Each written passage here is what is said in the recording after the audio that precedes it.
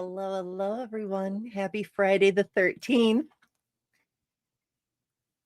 I'm low-key delighted because I love spooky stuff, and we never get Halloween stuff at this time of year. And so it's not Halloween stuff. So today I'll be cosplaying Pearl Douglas, apparently, which makes my intro way more ironic. She's from the A23 films. If any of you haven't seen, she's like a super narcissistic serial killer who comes from a farm family. Mm-hmm. It's fine though. I'm sure everything will be fine. So today, first of all, before we even get started, while we were running the intro, Sapphire getting in a super chat for $2. Thank you, Sapphire. Saying hello to all the huge problems to a sane world. And that goes with one of our breaks, where it's about 3 minutes long and it covers some of the actual huge problems to a sane world, but perhaps we'll get to that. But I do have a new ad to show you all. Of course, I went and made a horizontal ad and then got ahead of myself and turned the show vertical, which was supposed to be an experiment for next week. But anyway, it's not finished. I'm not happy with it, but animating is hard. And so I want to show y'all.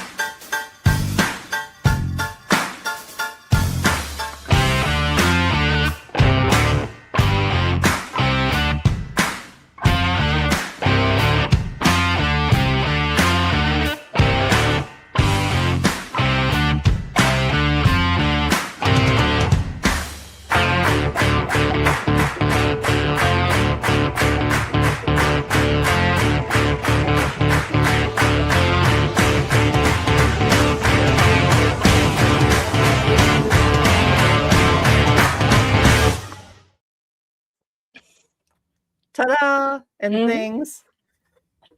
Like I said, it's not finished. The vision in my mind is like the flags will actually change from flag to flag, and there'll be like narration, like a voiceover. I haven't successfully recorded it yet, but progress. We're making progress. So yay. Oh yeah, it's struggles. So many struggles. But I hope you enjoyed at least what we've got so far. I see. Thank you all so much for joining. It's wonderful to see so many people, bunch of people popping over for the first time.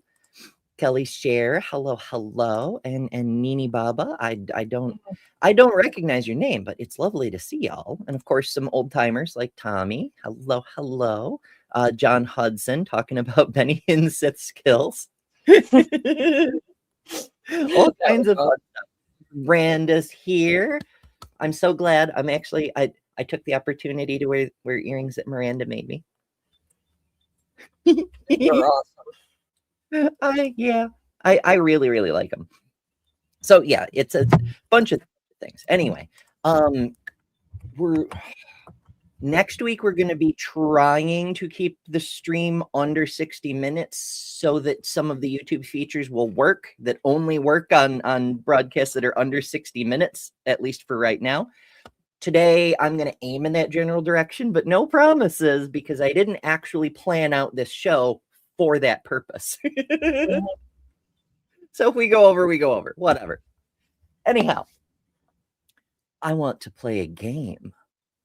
Today, we're going to be looking at several stories of murders that took place on a Friday the 13th. Some of them are real, some of them are fictional. And at the end of the show, I'll reveal which are true and which are just the stuff of nightmares. We'll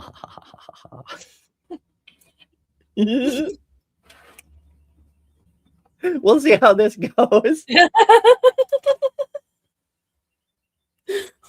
I just put stuff together quickly, because I never have enough fucking time. I don't know why. This is literally what I do, but I'm doing too many things though, like I'm trying to help other shows and call in shows and do all my medical stuff and also try to get this flag store off the ground, the thing that I ran the ad for a moment ago.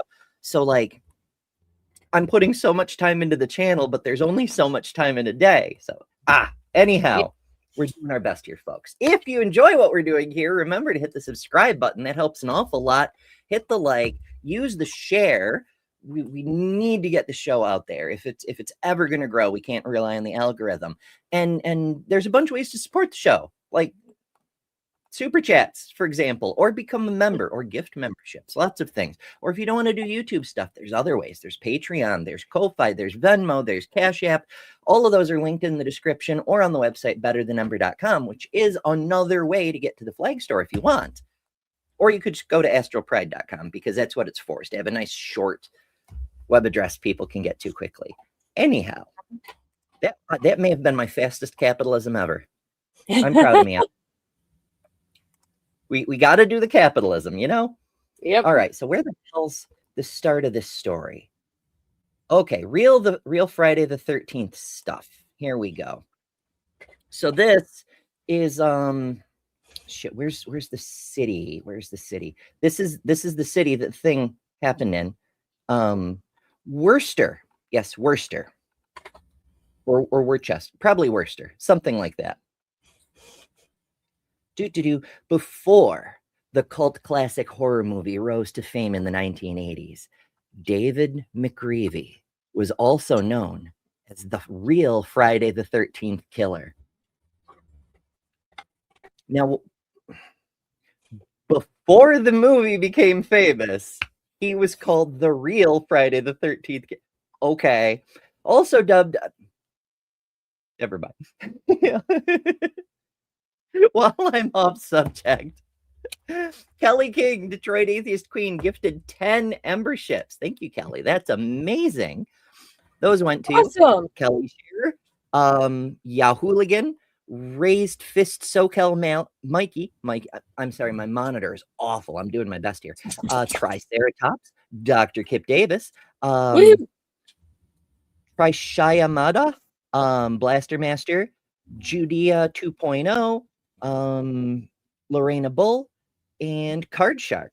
Congratulations, folks. Enjoy all the fun custom emojis and other exclusive goodies. I hope you enjoy enough you become permanent members, but there's a bunch of goodies for you. Do poke around, explore, and thank you, Kelly. I appreciate it. Yeah.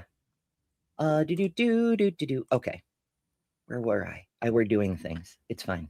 Okay. Also dubbed the Monster of Worcester. Thank you, Andrew.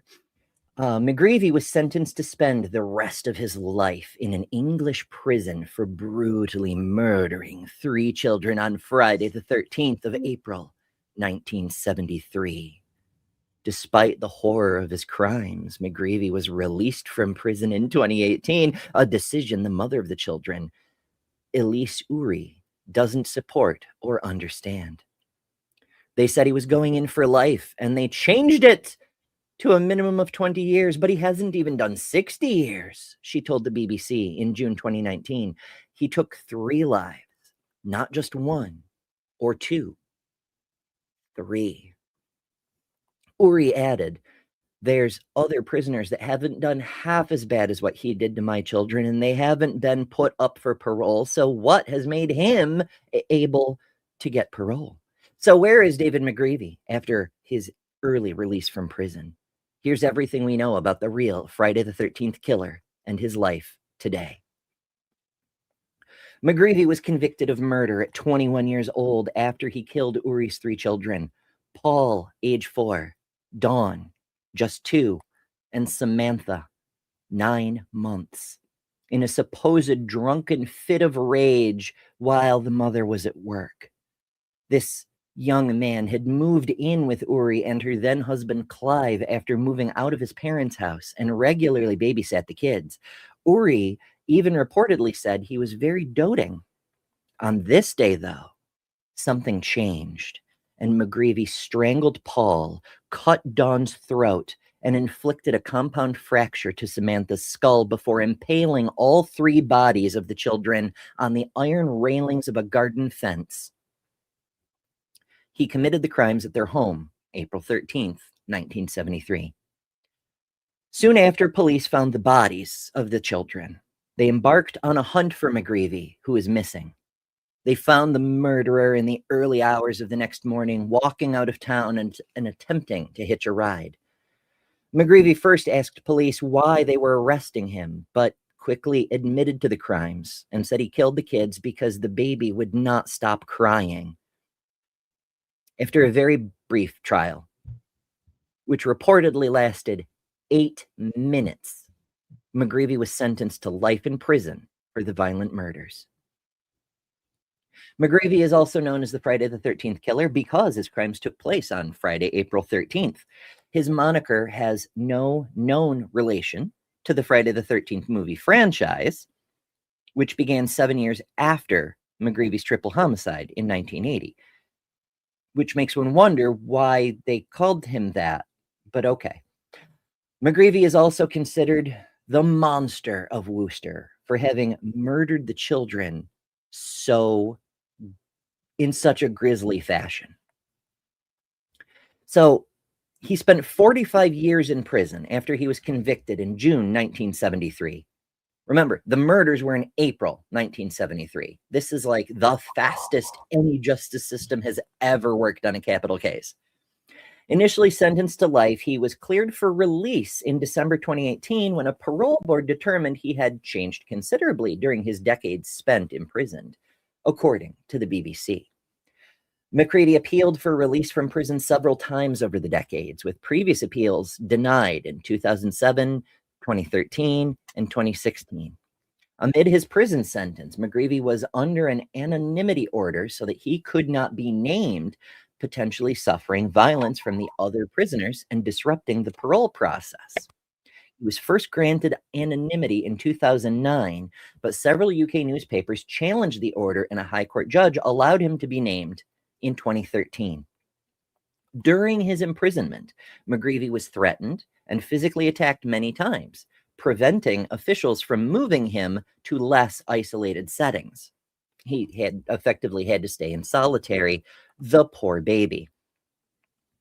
According to the BBC, the parole board document stated McGreevy had gained a considerable understanding of the problems that he has had and what caused them. The document also said that a psychologist determined McGreevy was less likely to reoffend after being released. They based this on his improved self-control and the fact that Mr. McGreevy has learned to remain calm in stressful situations, as well as a network of supportive friends in the community. In the prison you know what, never mind. Over half a decade after having his sentence commuted, McGreevy is held to strict conditions of his early release. These include a strict curfew, GPS tagging, and exclusion zones, for which Uri was allowed input after he was banned from all of Worcester, and Andover. She told the BBC, "It gives me a bit of peace of mind, but it is still not fair. He's been released after what he has done.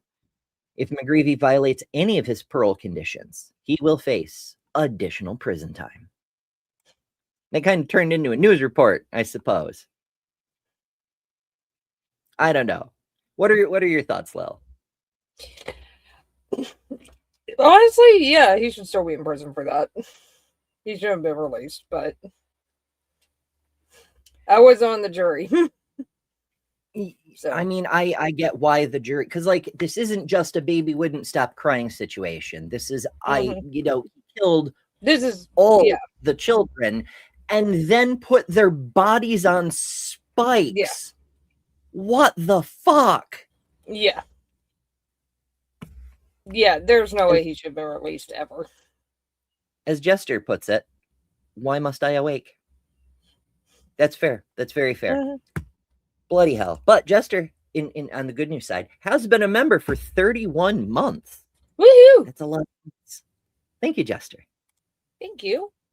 Miranda says, less likely. Uh-huh. I'm like, with someone who does murders like that, don't get me wrong, I believe in second chances. I believe people can change. But when you're dealing with a situation like this, less likely just isn't good enough, you know? Mhm. Crazy. I mean, maybe he never will, hurt a fly ever again. Maybe. I hope he doesn't. But holy shit. Yeah, but yeah, he should still be in prison. That's all there is to it. All right, for our second tale of twisted tragedy, we're going to go to Lake Bodom. Now, this bears a certain resemblance to the stories in the Friday the 13th, at least the first few. So, Lake Bodom is an unsolved 1960 homicide case in which 3 teenage campers were killed and another seriously injured in Finland. The case is one of the most notorious crimes in Finnish history. Sometime between 4 and 6 a.m. at Lake Bodom in I can't pronounce where the hell that is. It's in Finland. Malia Bjorklund and Enya Maki and Seppo Boisman, 15, 15, and 18, respectively, were killed by stabbing and blunt force trauma to their heads while sleeping inside a tent. The fourth youth, Nils Gustafsson, who was then aged 18, so 2 18-year-old boys dating 2 15-year-old girls, but never mind, was found outside the tent with broken facial bones and stab wounds. Despite extensive investigations, the perpetrator was never identified, and various theories on the killer's identity have been presented over the years. Gustafsson was unexpectedly arrested on suspicion of committing the murders in 2004. 44 years later, but was found not guilty the following year. So, on that day, the 4 Finnish teenagers had decided to camp along the shore of Lake Bodom, which in Finnish is unpronounceable, and in Swedish is Bodomträsk, near the city I can't pronounce at all. So Amela and Anya were both age 15 at the time, and accompanying them were their boyfriends, Seppo and Nils Gustafsson. Sometime, try not to get too caught up on my inability to pronounce things. Oh my goodness. Sometime between 4 and 6 a.m., the three who died were all stabbed and bludgeoned to death by an unknown assailant. Gustafsson, the only survivor, had fractured facial bones that appeared to confirm his story of being a victim. He stated afterwards that he had seen a glimpse of an attacker clothed in black with bright red eyes coming for them. At about 6 a.m., a group of boys bird watching some distance away had reportedly seen the tent collapse and a blond man walking away from the site. The bodies of the victims were discovered about 11 a.m. by a carpenter. He alerted the police, who got around to showing up around noon. The killer had not injured the victims from inside the tent, but instead had attacked the occupants from outside with a knife and had an unidentified blunt instrument, possibly a rock, through the sides of the tent. The murder weapons must have never been located. The killer had taken several items, which detectives found puzzling, including the keys to the victims' motorcycles, which themselves had been left behind. Some of the missing clothing items, including Gustafsson's shoes — ghosts don't have shoes, as you may recall — were found partially hidden approximately 500 meters from the murder site. The police did not cordon off the site nor record the details of the scene, which was later considered to be a major error, and almost immediately allowed a crowd of police officers and other people to trample around and disturb the evidence. The mistake was further exacerbated by calling in soldiers to assist with the search around the lake for the missing items, several of which were never found. Bjorklund, Gustafsson's girlfriend, was found undressed from the waist down and was lying on top of the tent and had suffered the most injuries out of all the victims. She was stabbed multiple times after her death, while the other 2 teenagers were slain less brutally. There have been numerous suspects over the course of the investigation following the murders, but the following are the most notable. Vladimir Gillestrom. Many local people suspected a kiosk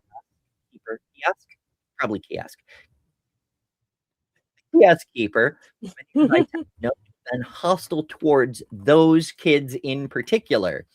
Police found no hard evidence to link him to the murders.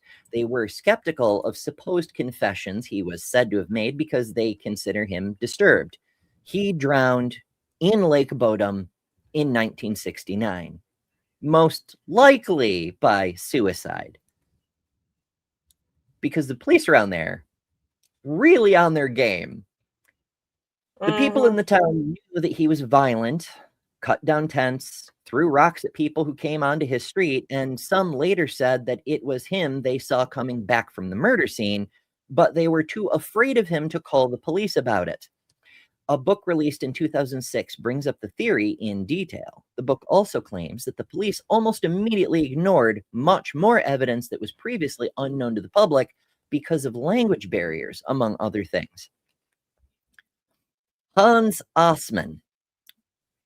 Yes, Assmann. Most public suspicion focused on Hans Assmann, a German-born naturalized Finnish citizen, those pesky immigrants again, who lived several kilometers from the shore. A series of popular books promulgated the theory of Assmann committing the killings and other murders. It was not taken seriously by the police, who don't take actual evidence seriously, so why would they? And he had an alibi for the night of these murders. He was said to have been in infirmity during the time of a different murder that he was accused of. On this morning, however, he had shown up at a hospital in Helsinki with bloody clothes. He moved to Sweden, where he later died in the 1990s. He was also suspect in 5 other murders, confessing to one of them on his deathbed. There's a lot of murderers in town. No wonder they couldn't close a case. They couldn't decide which one of them did it. No kidding. Pentti Soininen. During the mid-1960s, an individual named Pentti Soininen, known for his violent tendencies, claimed to a fellow inmate in a prison that he was responsible for the murders that occurred at Lake Bodom. However, he was approximately 14 years old at the time. Many questioned whether he could have single-handedly overpowered 4 older teenagers, casting doubt on his involvement. And that's about it as far as that goes. Holy shit. Jess, How to Rule an Asteroid, is here, sending us a super chat for $2 Canadian. Thank you, Jess. Did y'all know Jess is delightful? Just How to Rule an Asteroid. Wonderful human being. Like, not only is awesome. It cool fucking shit on her channel, How to Rule an Asteroid, here on YouTube. You should subscribe and watch some videos because they're fun and interesting. Her most recent one about the historical discoveries of the many Noah's Arks. Mwah, chef's kiss. But also, she makes a bunch of art and other cool things for a bunch of other channels. She helps out other channels with production, and she's a pretty cool person. Just saying, I'm not biased at all, though. Absolutely, unquestionably not biased. I'm not either. No, not at all. No, she's absolutely amazing. She's awesome. So Jess says,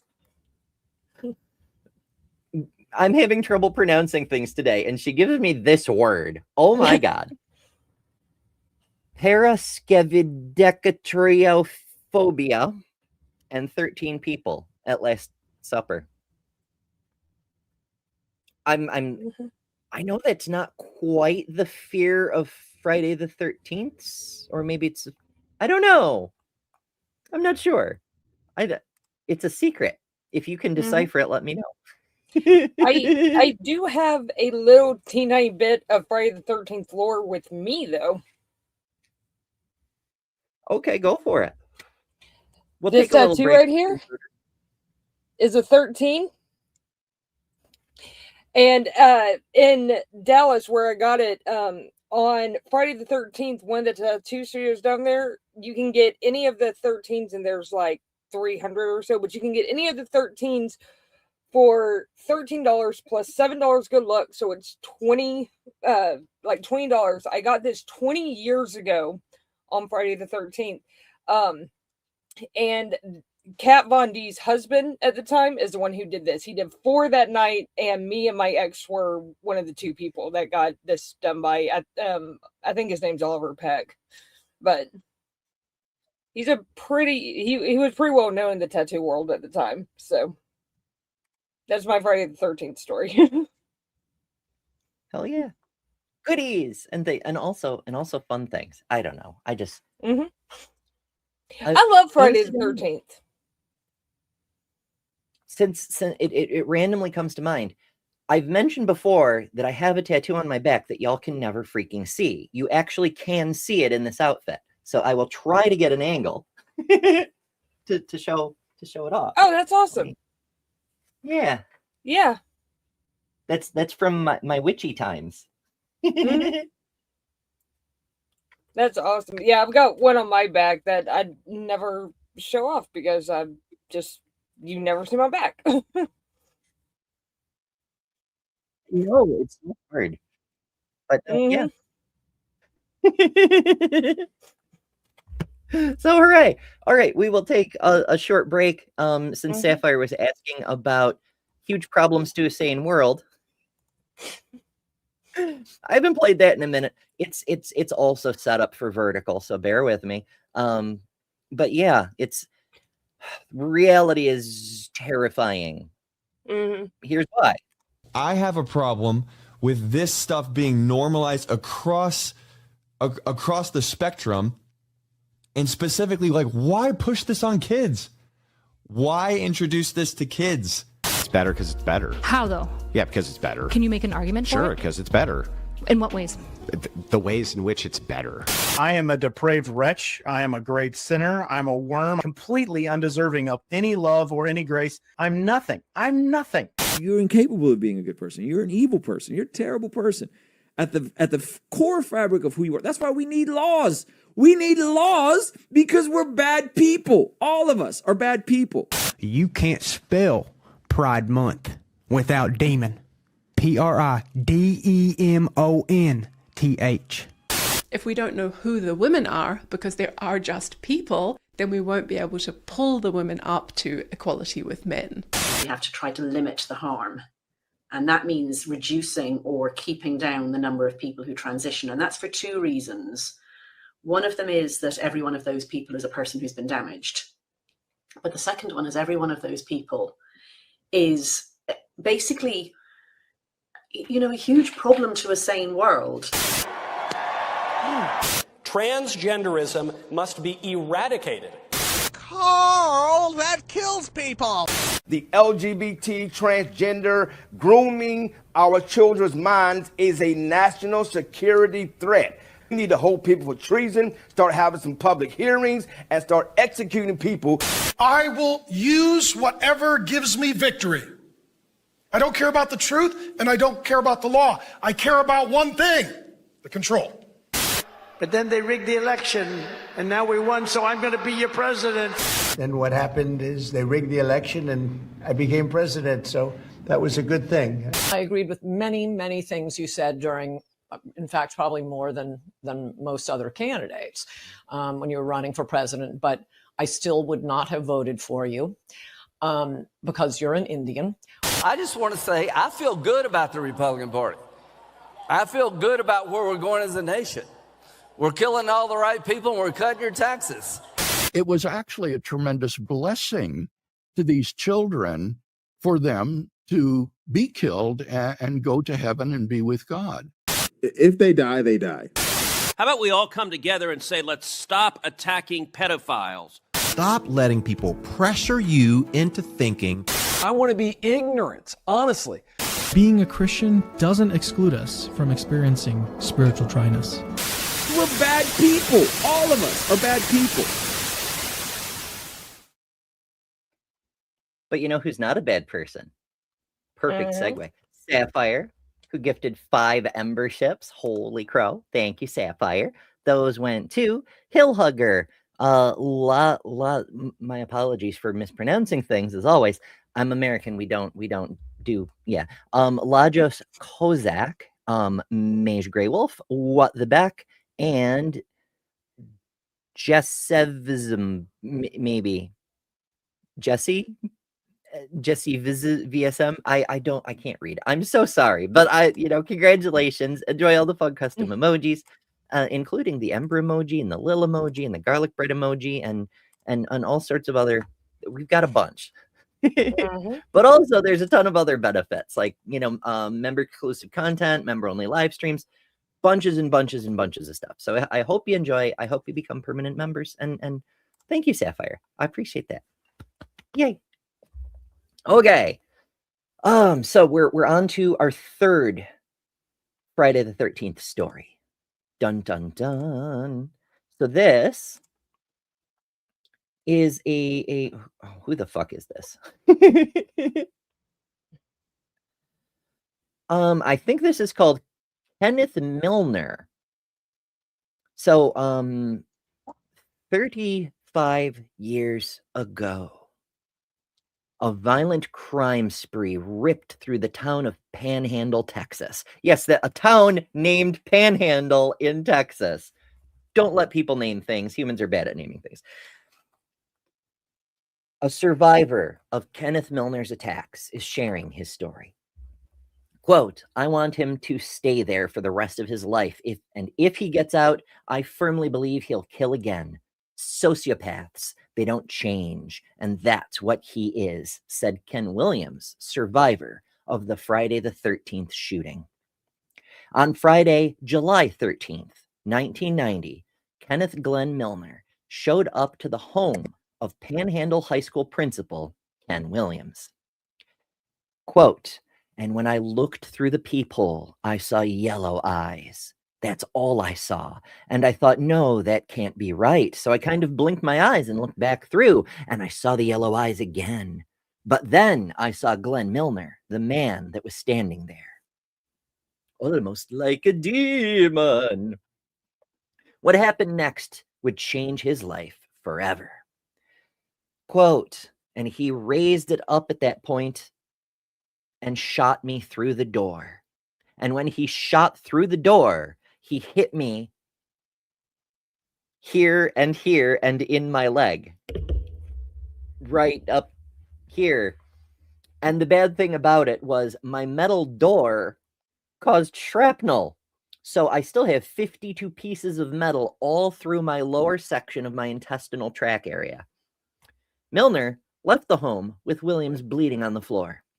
At the time, my wife came in and I was laying on the floor and I was bleeding to death, he said. But at the time, I was in shock. I didn't have a clue, and I never knew my wife could do this. She just took 2 fingers and the hole that was in my gut, she stuck them in my hole all the way down. Unknown to us, she hit the artery that was down there and stopped the bleeding. Williams says he knew he was going to live that night.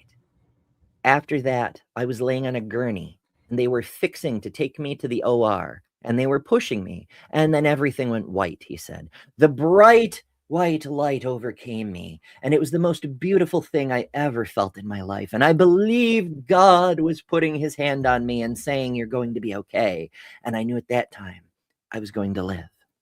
From there, Milner went on to attack the father of his ex-girlfriend, Jimmy Britton. He slashed Britton's throat and arms with a straight razor.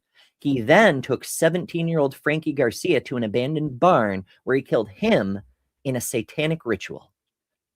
1990s, satanic panic. It's a thing. He took out one of my best kids that night, put him right in the middle of a pentagram, and blew his brains out with an M14. You know, as required in the rituals of satanic sacrifice, said Williams. A great kid, and he doesn't deserve to get out of the penitentiary.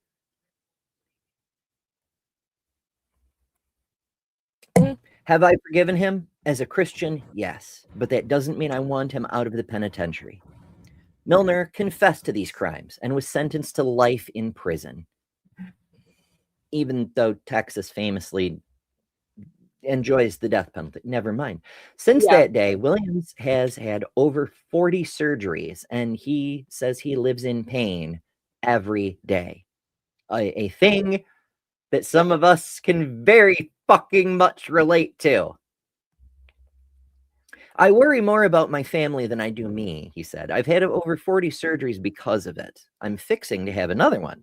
It looks like on my back. I've had 11 surgeries on my back, 6 or 7 on my neck, and over 30 on my intestinal tract area. I've lost about 12 to 14 feet of my intestines, 3.5 feet of my colon. It's impacted me physically tremendously. Since 2015, Milner is up for parole every 5 years. Each time, Williams, his family, law enforcement, and many community members write letters to the parole board. Their message: he should never be released. Quote, you know, he stood up after it was over and said, if I ever get out, I'll finish the job. That affects you, you know, said Williams. Please don't let him out because he will do it again. I believe it, and I don't want someone else to suffer like I have. Despite the horrific events of that Friday the 13th, Williams still believes the good in the world.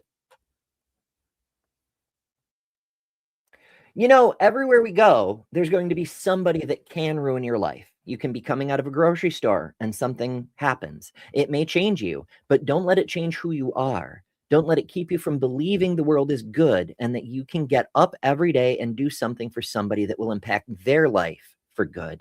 And for Milner, Williams shares this message. Don't hurt anybody else ever in your life.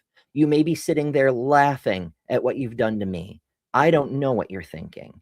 I hope you've become a Christian and you're better. I hope your life has changed, but I will never, ever suggest for you to get out of the penitentiary.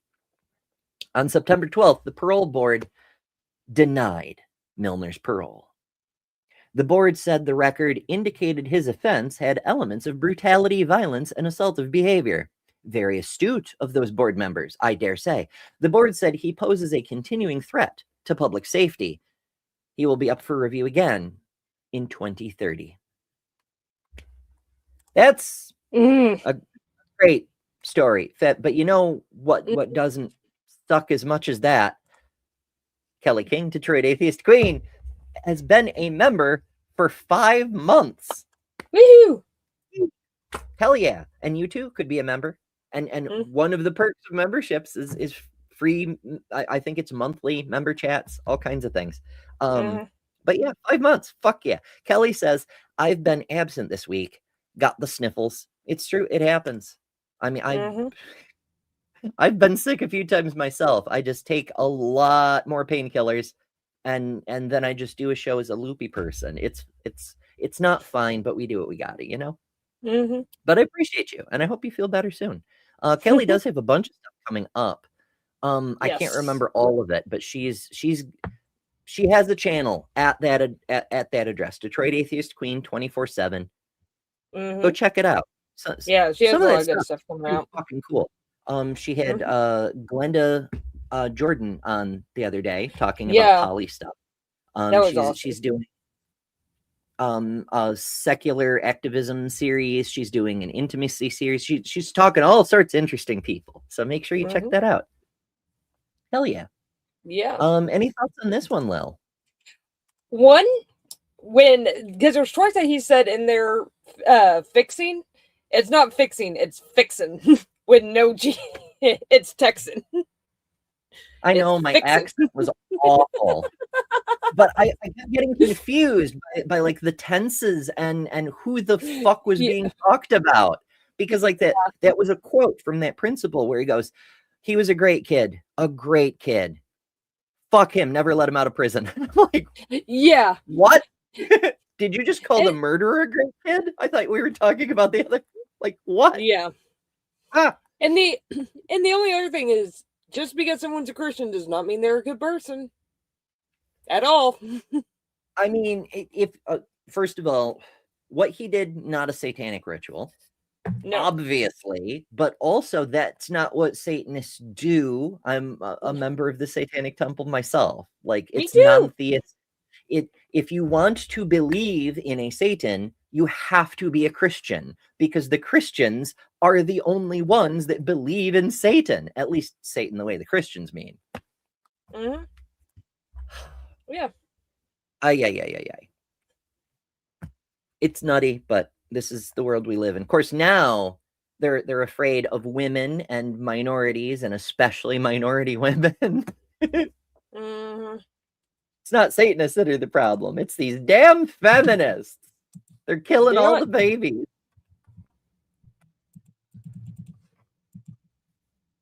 Yeah.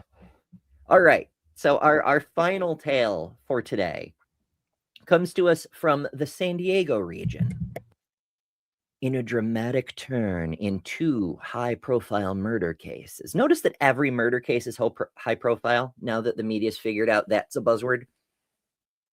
Anyway, Albert Gardner III pled guilty to murdering both Chelsea King and Amber DuBois, ending weeks of speculation. He will not face the death penalty because of a plea deal. Gardner, 31, wearing dark blue jail jumpsuit with his shackled arms hanging at his side, said nothing but yes repeatedly as San Diego Superior Court Judge David Danielson asked him for his pleas at a status conference.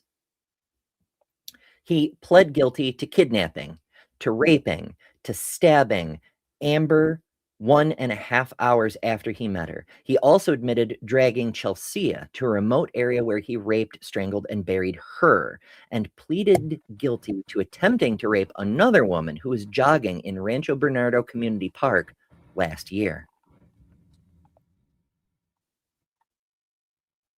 I'm making sure I didn't miss a part where it tells us who we're talking about. In the plea deal, Gardner will avoid the death penalty and get 2 consecutive life terms without parole, with a 3rd life term and a minimum of 33 years. He relinquished his right to appeal. The defendant will die in prison, District Attorney Bonnie Dumanis said. She said Gardner led the authorities to the 14-year-old Escondido teen's body on March 5th with the agreement that it couldn't be used against him in court. There was no evidence at the scene linking Gardner to Amber's murder, Dumanis said. We could not make a case. We kept the information about how we located Amber's body secret to protect the integrity of the case. The district attorney took the plea deal in order to gain murder convictions in both cases. This was a solemn decision, Dumanis said. Nothing can replace the lives of Chelsea King and Amber DuBois, but today is another step as their families come to terms with their loss. I feel like I'm missing the story that I was supposed to have here. Like it's entirely out of order. This is bothering me. Because there's more story, but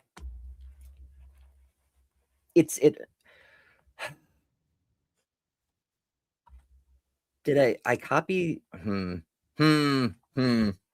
don't know. In any case, the reason this is a story is because there's like this whole dramatic tale. A girl went missing on Friday the 13th. And police figured out that another girl had gone missing in the same general area Friday the 13th of the previous year. And her body had later been found. And so they were worried that they had a Friday the 13th serial killer, and they wanted to catch him before it happened again. And it turns out he had attempted to abduct another girl on Friday the 13th prior to that. And so it was this big whole dramatic tale about how they were trying to unravel this Friday the 13th mystery before it became even worse.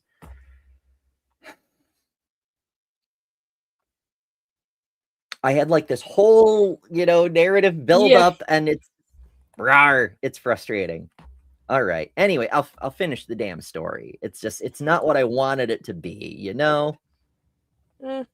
All right. So Amber vanished in February 2009, and the investigation produced few solid leads until Chelsea disappeared near the same site later on.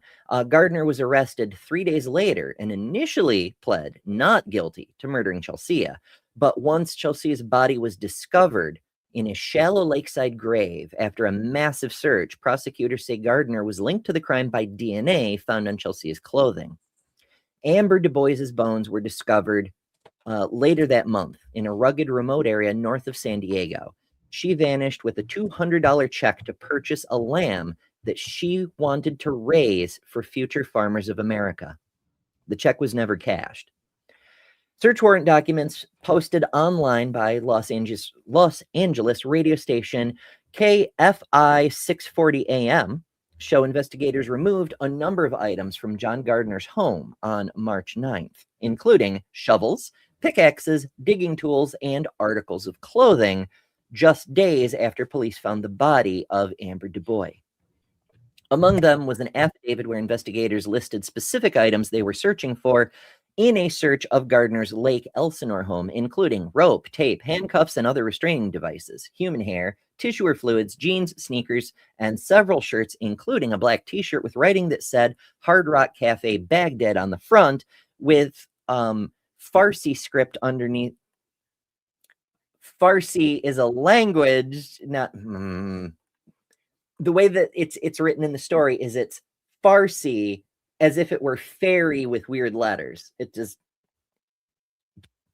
They speak Farsi in Baghdad because that's the language of Iran. Fuck. Anyway, well, not just Iran, but like the whole region. Anyway. A receipt lists the items taken from the home. They include a pickaxe and a shovel taken from the front of the house by the front door. From the shed in the backyard, officials took 10 shovels, 2 pickaxes, and a yellow plastic carrier with more digging tools. He really likes gardening, apparently. They also seized a pair of Reebok shoes, a pair of jeans, and a white t-shirt with a Hard Rock Cafe Baghdad size 2XL from Gardner's bedroom. That's weird. Like, what are the odds that they were looking for a black Hard Rock Cafe Baghdad shirt, and they found a white Hard Rock Baghdad Cafe shirt? It's almost like the police constantly fuck things up. Maybe. I don't know. Gardner served 5 years in prison after pleading guilty in 2000 to molesting a 13-year-old neighbor. Records show he later violated parole by moving too close to a school, but was allowed to stay there anyway. Gardner's history of parole violations has led calls to strengthen California's already stringent laws on known sex predators. Chelsea's parents, Brent and Kelly King, not to be confused with our Kelly King, have traveled to Sacramento to announce the introduction of Chelsea's Law, which would send some child molesters to prison for life after a first conviction and monitor others with tracking technology until they die.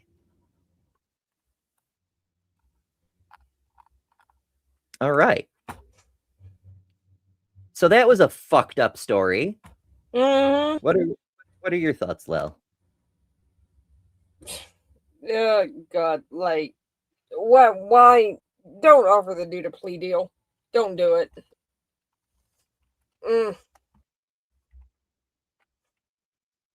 Yeah, like people like this need to be in prison for the rest of their life. Like, full stop, never getting out, done.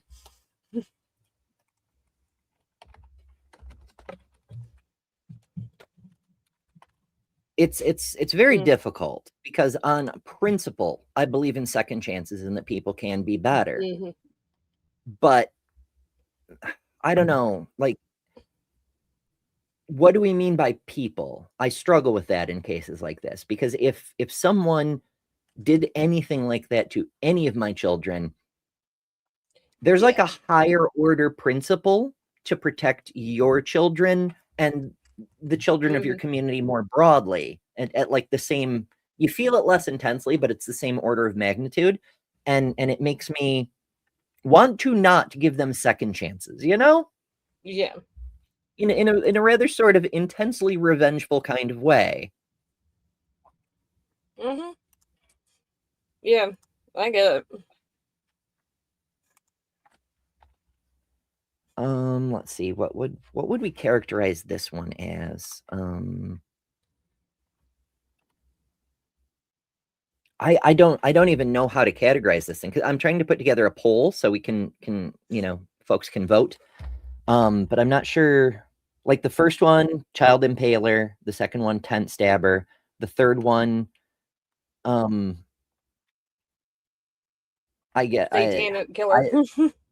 What? Third one was the satanic killer guy. I don't like that, because that wasn't the case. Yeah, it wasn't, but that's what they tried to say.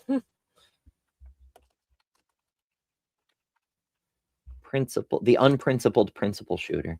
That's too long for a thing, but it sounds fun. But this one, I don't know. Like, let's horrible fucking person. Epstein guy. That works. That works. I mean, if he were an actual Epstein guy, he wouldn't be in prison. He'd be too rich to go to prison. But that's what we'll call him for this case. So yeah, the poll's in the chat now. If you're watching live, feel free to vote. If you're watching in the future, do subscribe. Join us for future shows, because things are about to get very interesting. Next week, we're doing a themed week as we try to experiment with this format and try to make things work better for the show, because holy shit, they need to work better. So next week we're starting with fear. Why do we love horror so much? We're gonna do serial killers, true crime. Why can I never think of it when I'm like actively thinking of it? Monsters. Why do we, with all this real horror in the world, why do we invent more things to be afraid of? And then Friday we'll finish off with,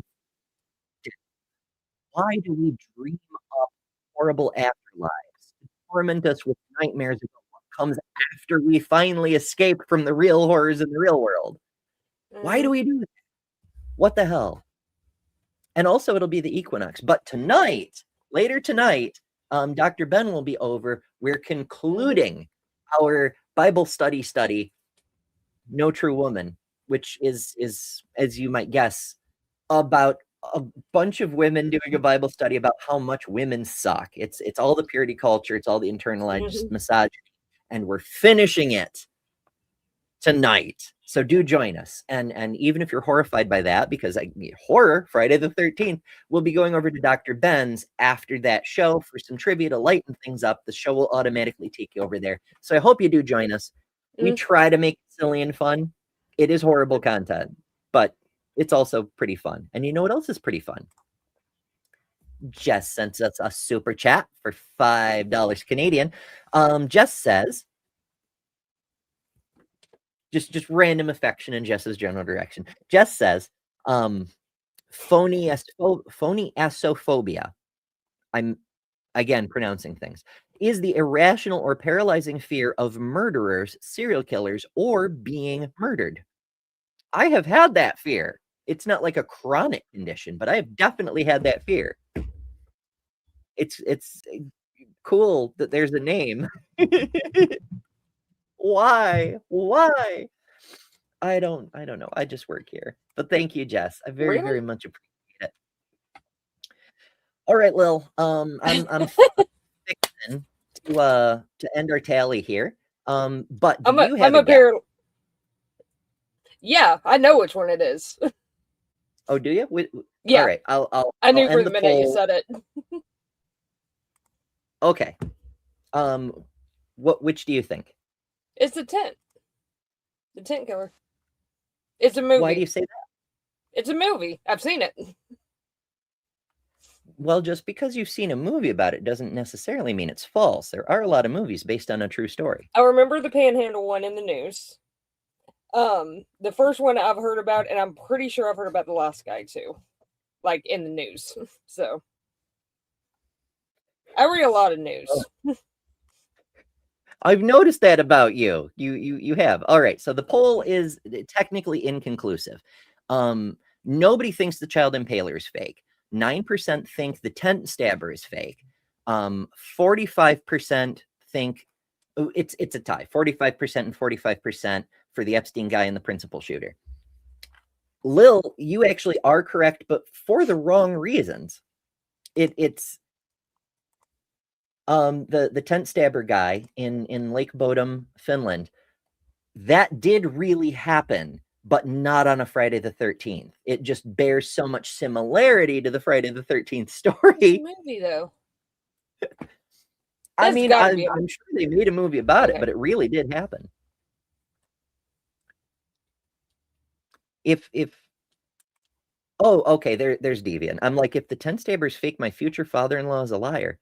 I don't anyway. Oh, it's inspired by an unsolved murder. But it is There we a movie, go. So Yeah, but it didn't happen on a Friday the 13th. It was like a Saturday or some shit. And it was like a June 20th, something like that. So I cheated a little bit. I'm trying to make horrible stories fun. But anyway, thank you, Lil, for joining us. Thank you all for joining us. It's for such horrible content. It's been pretty delightful. and we managed to keep it to an hour. Ish. Technically, Almost. we're over right now, which means the YouTube tools won't actually work unless I edit the dang thing to cut off the countdown at the beginning, which will render the live chat unreplayable because for some reason, whenever you edit a thing, it cuts off the live chat. I don't know. So we'll see. But thank you all so much for joining. Bible study with Dr. Ben later. Fear stuff next week. Java and Jugs. Monday morning. All the things. And of course, subscribe to Lil as well. So many things to say, to squeeze in right at the end. This is... Oh, it says low ray of pitch black sunshine. Little ray of pitch black sunshine. Oh my goodness. All right. Well, thanks everyone so much for coming. And as always, try not to die. Doodles. Thanks to all our patrons and top-level members for February. Miranda, Karen Butcher, Jimmy Tux, Ian Chen, Maya Adkison, Jessica the Transmetal Alchemist, Robin Webster, Lilith, Ember Lynn, The Barely Bearable Atheist, Eric Wander, Jason Jacoby, Liliball Trades, Deviant Outcast, Secular Feelinist, Kelly King, the Detroit Atheist Queen, Geo Sam, Thriver Scapegoat, The Godless Engineer, Why? Because we, bro, Katie Bluebird, and Fro from Norway. And you can add your name here next month by signing up at patreon.com/betterthanember or by joining Emberships here on YouTube at the Cinder level, which also includes all the custom emojis, tons of member-exclusive content, member-only live streams, and a bunch of other stuff. I deeply appreciate all the supporters who keep this channel going. Thank you so much. Because of you, we're building a wonderful community that I'm very proud of.